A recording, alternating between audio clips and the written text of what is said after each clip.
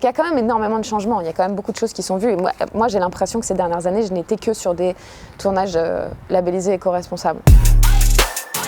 Je m'appelle Bérengère McNeese, je suis comédienne, scénariste et réalisatrice et je vais faire l'interview cut. Pour moi, ma définition de cut, ce serait de réaliser et de considérer que je ne suis qu'une toute petite partie infime d'un très grand ensemble et qu'à ce titre-là, je ne mérite pas plus de confort ou plus d'attention qu'un autre, quoi. Et voilà, plus d'égalité, je pense. C'est assez galvanisant, en fait. Moi, comme comédienne, je sais que je veux pas, par exemple, me déplacer tant que c'est possible en avion et aussi éviter les allers-retours, quitte à travailler sur place sur d'autres projets dans ma chambre d'hôtel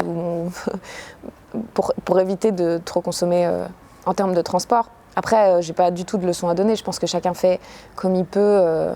Moi, c'est le genre de choses que j'aime bien mettre en pratique, quoi, en tout cas.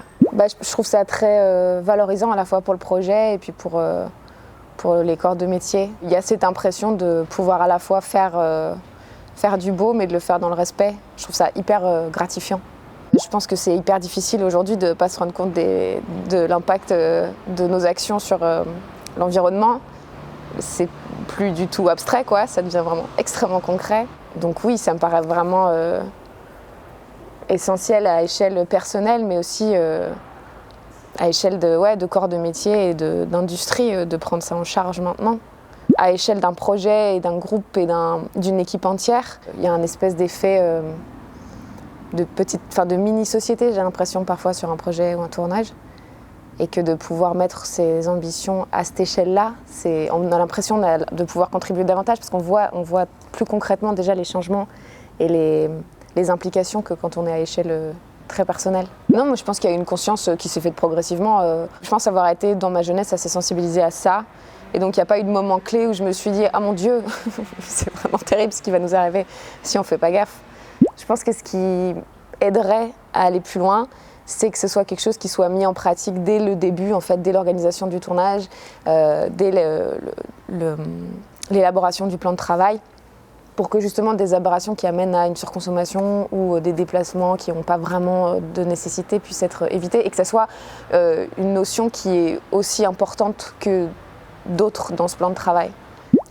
Je pense qu'il y a un peu une tendance, moi je l'ai eu peut-être pendant longtemps aussi, à imaginer le monde du cinéma comme en étant un espèce de monde à part. Et maintenant que je suis plus active dedans, je me rends compte à quel point il doit complètement s'intégrer aussi dans le reste de la société et les ambitions sociétales qu'on a collectivement, quoi.